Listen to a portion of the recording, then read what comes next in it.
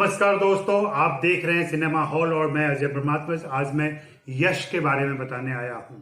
यश, जिनकी film KGF chapter 2 14 अप्रैल को release हो रही है। यश के बारे में जानना जरूरी है। यश अभी कन्नड़ सिनेमा के एक ऐसे स्टार हैं जिनकी अखिल भारतीय पहचान बन चुकी है। 2018 में आई केजीएफ चैप्टर 1 से उन्हें यह पहचान हासिल हुई। अब 4 सालों के बाद वे केजीएफ चैप्टर 2 लेकर आ रहे हैं। इसके निर्देशक प्रशांत नील हैं। इस फिल्म में इस बार संजय दत्त और रवीना टंडन भी काम कर रहे हैं, इसलिए थोड़ा सा हिंदी फिल्मों का भी कनेक्शन है। यश के बारे में बताना इसलिए जरूरी है कि यश कन्नड़ फिल्म के ऐसे उम्दा और लोकप्रिय स्टार हैं जिन्होंने केजीएफ चैप्टर 1 से कन्नड़ सिनेमा की एक बड़ी पहचान बनाई।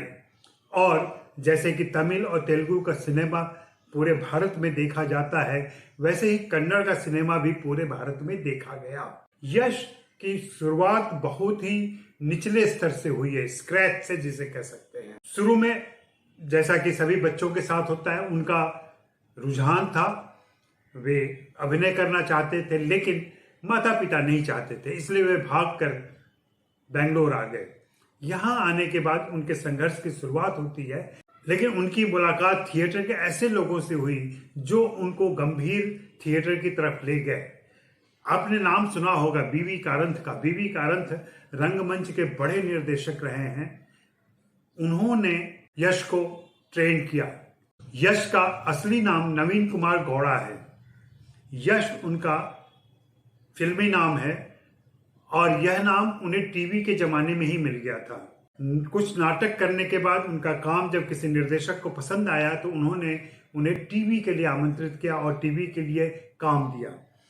टीवी में अपनी एक खास पहचान उन्होंने बनाई, इसलिए भी जैसा कि एक इंटरव्यू में उन्होंने पिछले दिनों बताया कि मेरे जमाने में टीवी के सारे एक्टर खुद अपने कपड़े ले जाते थे, मैं भी ले जाता था, लेकिन मैंने रियलाइज किया कि चूंकि हमें अपने ही कपड़े ले जाने हैं तो क्यों हम एक ही कपड़े में तमाम दूसरी सीरीज में दिखाई पड़े, हर सीरियल में दिखाई पड़े। इसलिए मैं कपड़ों में इन्वेस्ट करने लगा।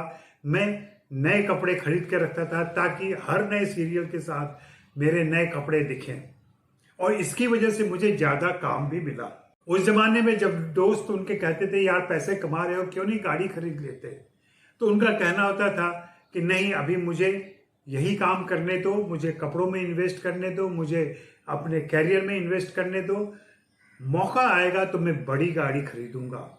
और उन्होंने अपने जीवन में न सिर्फ बड़ी गाड़ी खरीदी, बड़ा नाम भी किया।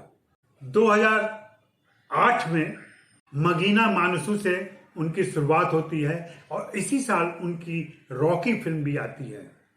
रॉकी फिल्म में उन्होंने रॉकी का किरदार निभाया था और यहां से वे रॉकिंग स्टार के तौर पर भी मशहूर हुए।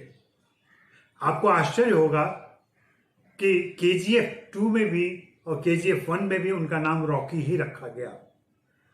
होता है, कुछ नाम कुछ कलाकारों के साथ ऐसे जुड़ जाते हैं कि वे उनकी पहचान बन जाते हैं या उन नामों से उनकी पहचान बन जाती है, जैसे कि अमिताभ बच्चन के साथ विजय, सलमान खान के साथ प्रेम और शाहरुख खान के साथ राहुल।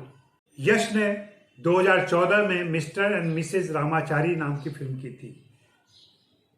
इस फिल्म में राधिका पंडित उनकी हीरोइन थी और बाद में वही उनकी प्रेमिका और पत्नी बनी। यश के परिवार में एक बेटा और एक बेटी है और इस छोटे से परिवार के साथ वे बहुत खुशी के साथ अपनी जिंदगी बिताते हैं, अपने कैरियर पर ध्यान देते हैं। जैसा कि मैंने कहा, यश की शुरुआत स्क्रैच से हुई थी। यश के पिता पहले कर्नाटका ट्रांसपोर्ट में काम करते थे, बाद में वे बेंगलोर ट्रांसपोर्ट में आए काम करने के लिए।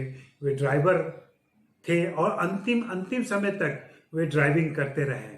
जब यश मशहूर हो गए और उन्होंने अपने पिता से कहा या उनके दोस्तों ने कहा कि अब तुम्हारे पिता को यह काम छोड़ देना चाहिए, और पिता तक ये बात पहुंची तो पिता ने कहा नहीं, मुझे अपने काम में रुचि है, इस काम में मेरा मन लगता है, इसलिए मैं करता रहूंगा और तुम भी वही काम करो जिस काम में तुम्हारा मन लगता है। पिता की इस बात से यश इतने प्रभावित हुए कि उन्होंने फिर दोबारा नहीं छेड़ा। यह तो अलग बात है कि उनकी बहन का जब बेटा हुआ तो नाती के प्यार में और उसकी जिम्मेदारियां निभाने के लिए उन्होंने नौकरी छोड़ दी। यश पे अपने पिता का इन सारी छोटी छोटी बातों का बहुत गहरा असर रहा। यश मानते हैं कि आज वे जो भी हैं वे अपने पिता की बदौलत हैं। पिता के मूल्य उन्होंने ग्रहण किए हैं और उसी के आधार पर वे चलते हैं। यही कारण है कि अपनी लोकप्रियता के बावजूद वे पूरी तरीके से सिर्फ इसी फिल्मी कैरियर और फिल्मी ग्लैमर और फिल्मी ऊंच नीच के बीच ही नहीं फंसे रहते। उन्होंने जनता के हित में, अपने प्रशंसकों के हित में बहुत सारा काम किया है। पिछले दिनों जब कर्नाटक में पानी की दिक्कत हो रही थी तब उन्होंने एक जिला चुना और उस जिले के सभी तालाबों के गाद हटाए, उसमें पानी भरा ताकि पानी की समस्या खत्म हो। और इस काम के पीछे उनका उद्देश्य ये था कि इससे लोग प्रेरित हों, दूसरे जिलों के लोग प्रेरित हों और वे अपने अपने जिलों में ऐसा काम करें, और ऐसा हुआ। दरअसल अपने फाउंडेशन यशो मार्ग के जरिए वे इस तरीके का काम करते रहते हैं, लेकिन उनका मानना है कि यह कोई बड़ा काम नहीं है। चूंकि मैं एक्टर हूं और लोग मुझे पहचानते हैं, इसलिए मेरे इस छोटे काम को भी लोग बढ़ा चढ़ा कर बताते हैं।